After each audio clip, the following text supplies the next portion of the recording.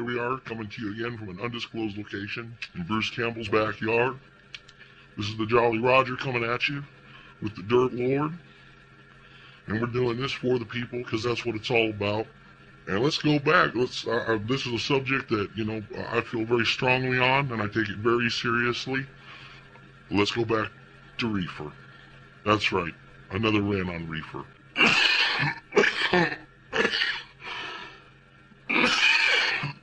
A cigarette. What does the president have to say about it? Look, when I was a kid, I inhaled frequently. That was the point. So we pulled up to this diner where people told us that we could get some good pot. In terms of legalization of drugs, I think that the battle, the war on drugs has been an utter failure, and I think that we need to rethink and decriminalize our marijuana laws. But I'm not somebody who believes in legalization of marijuana. What I do believe is that we need to rethink how we are operating in the drug wars, and I think that currently we are not doing a good job. As a treatment for glaucoma or as a cancer treatment, I think that should be appropriate because there really is no difference between that and a doctor prescribing morphine or anything else. I think there are legitimate concerns in not wanting to allow people to grow their own or start setting up mom and pop shops, because at that point it becomes fairly difficult to regulate. And again, I'm not familiar with all the details of the initiative that was passed and what safeguards there were in place, but I think the basic concept that using medical marijuana in the same way with the same controls as other drugs prescribed by doctors, I think that's entirely appropriate. Federal law, of course, still considers it a controlled substance, right. And there have been attempts from Washington to punish doctors.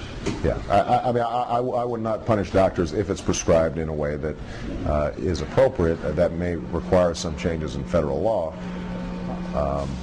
I will tell you that, I want to be honest with you, whether I want to use a whole lot of political capital on that issue when we're trying to get health care passed or end the war in Iraq is the likelihood of that being real high on my list is not likely. But it's safe to say you wouldn't be.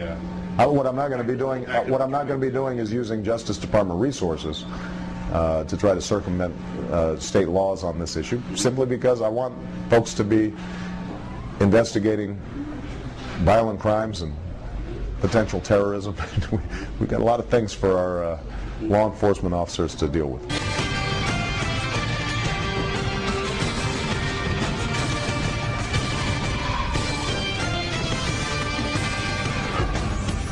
And now, the most tantalizing 2 minutes in television, the latest from the political grapevine. In an effort to keep a finger on the pulse of the American public, the Obama transition team asked those logging onto its website to provide a list of the top policy questions facing the nation. Change.gov reports that participation, quote, outpaced our expectations. So, you may ask, what is the #1 issue facing America on the website? The legalization of marijuana. So Reefer Madness, and Reefer Madness is what they called it. Let's go back to the history of this real quick so you can understand where I'm going to be coming from on this tonight.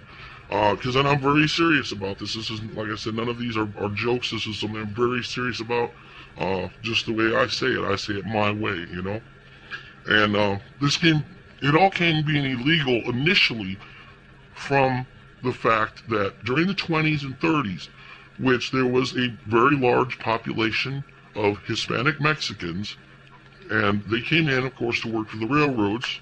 They were paid